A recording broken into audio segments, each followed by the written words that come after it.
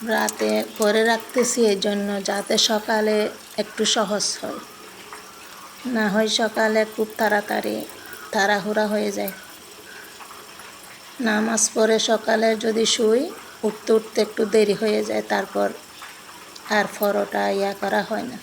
আর কেনা পরোটা তো পছন্দ করে না আমাদের ঘরের কেউ। এগুলো একটু বড় করে বানাইলে একটা খেলে হয়। সব সময় কাঁচা পরোটা এনে ফ্রিজে রাখি, কিন্তু ওগুলা এখন কেউ খেতে চায় না, একটু পছন্দ করে না।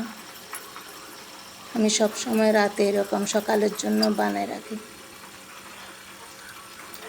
এগুলা খেতেও অনেক মজা।